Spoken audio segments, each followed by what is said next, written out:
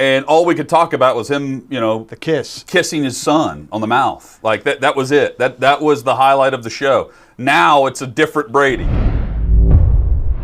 Players do this all the time, but Brady says that 90% of what he says and answers, he really doesn't believe everything that he's saying, or he's leaving key parts out on purpose. As someone that's trying to dig for that 10% when he's actually giving you the truth, how do you feel when he says that? The greatest of all time, giving us 90% BS. It's no surprise. Most of these guys have gotten very good at it. Manning was very good at it. Maybe it certainly offered more and was seemingly more thoughtful about it. I think Brady's windows are also smaller, tighter. But we see here in the off season, he's in the barbershop show and he says something. He's on James Corden, for a 12-minute, edited down to 12-minute. I think they should have given us more. I'm sure there was much more there. On a golf cart ride in, the version of carpool karaoke. There's not a lot of karaoke going on. I haven't seen this yet, but you told me great things. Did sing the first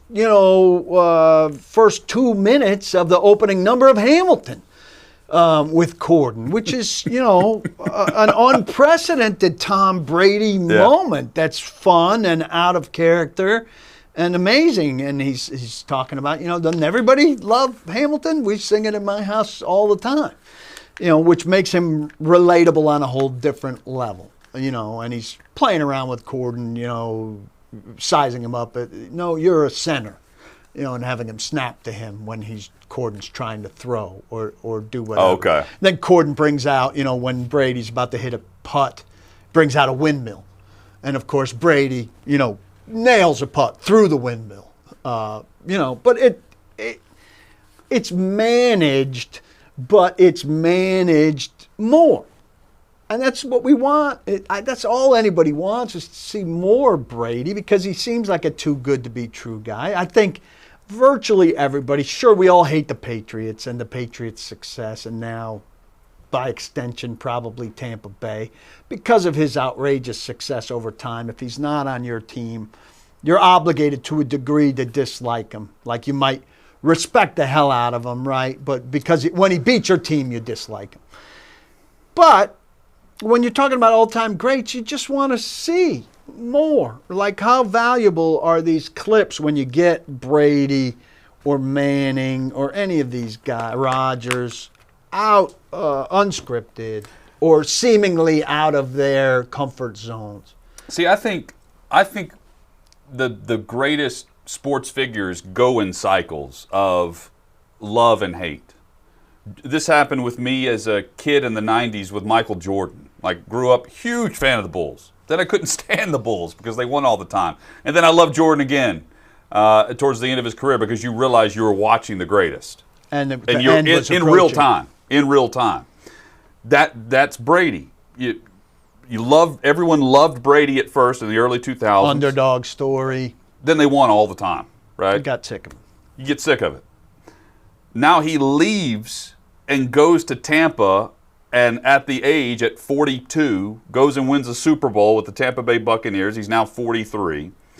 And people are on the bandwagon again. And I don't even know if it's outside of his comfort zone. We just haven't seen this version of Brady, partly because he played for the New England Patriots and Bill Belichick.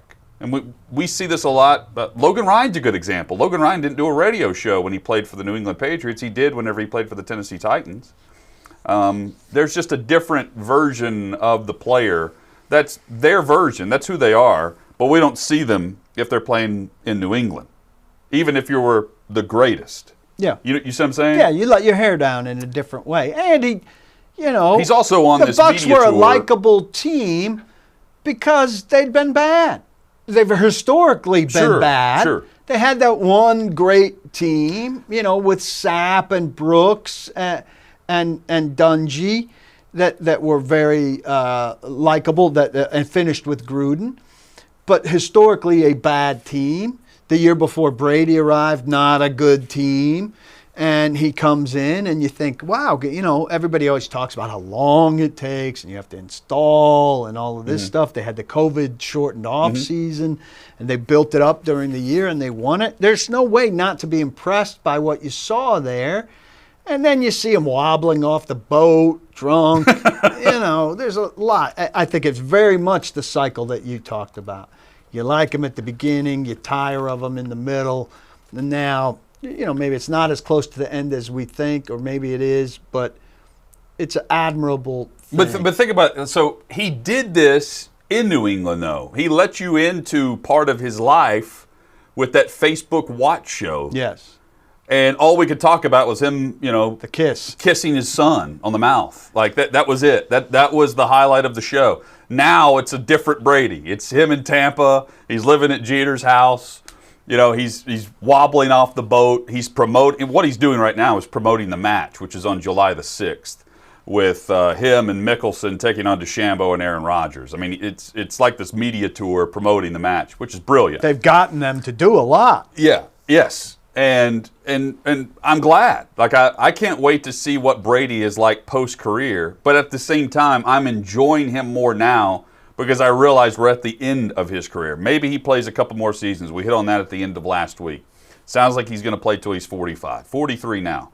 But I admit, like I'm relishing in the moment of knowing that I'm watching the greatest at the very end of his career, trying to hang on to every last glimpse of what we have while he's playing.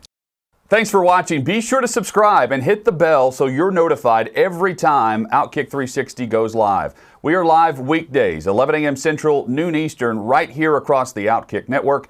And while you're at it, like this video and let us know what you think in the comments below.